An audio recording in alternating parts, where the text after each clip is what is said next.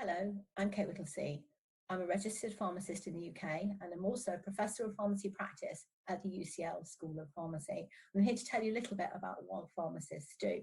So pharmacists are the third largest healthcare professional in the UK, and you may have come across them in community pharmacy, but you can also find pharmacists working in hospital pharmacy, in GP practices, in industry, and also in academia, such as myself.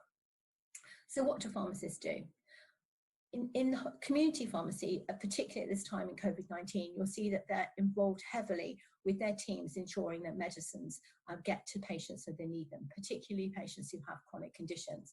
However, if you went into a community pharmacy, you'd also find people going in there for advice about short-term conditions. And the pharmacist's role there with their team is to determine what's the most appropriate medicine or treatment for that patient, but also to determine whether this is actually something more serious. So they'll ask them a series of questions, and then depending on the answer, they may give them some self-care advice, which might involve purchasing a medicine or another product, but also they may, if necessary, refer them to their GP or send them immediately to accident and emergency.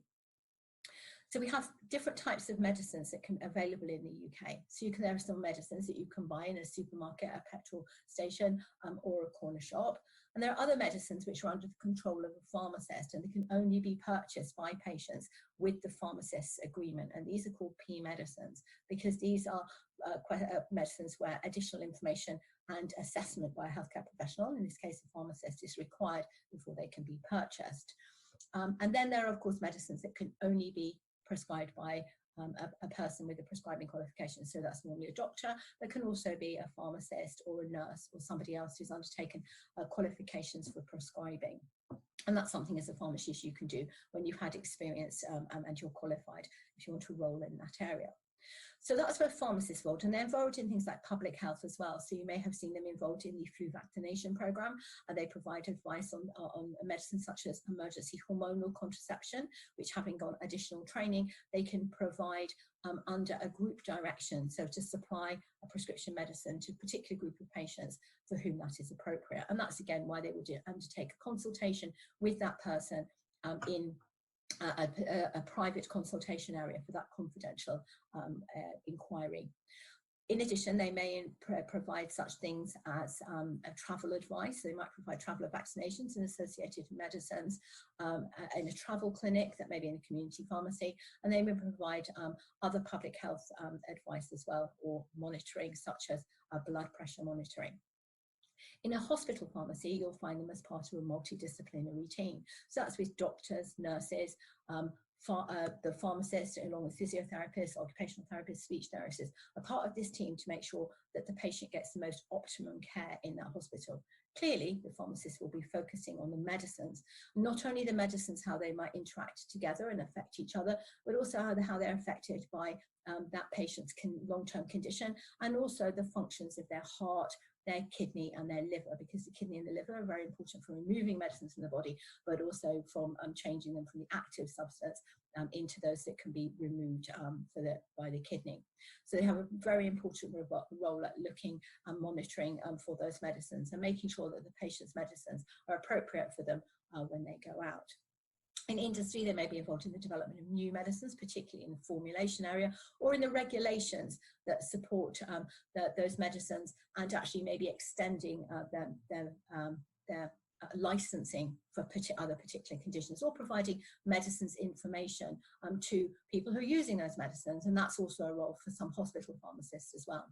In hospital, as in industry, they may be involved in developing particular devices for use of those medicines. So in hospital, for example, you may see pharmacists and their teams involved in making up medicines for direct patient use. So for example, putting them into a form of an IV medicine, so in an aseptic suite, to make sure that they're sterile when they're given to the patient, but they're in a ready-to-use form, so that the nurses don't have to make them up into that form actually on the wards, for example, because it's safer and easier to make it in batches within a pharmacy department.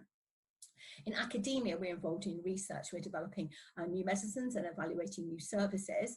And my area is actually patient safety and also public health. But we're also training not only pharmacists for the next generation as they undergo their undergraduate training, but also to continue the training of pharmacists for such things as I said, prescribing.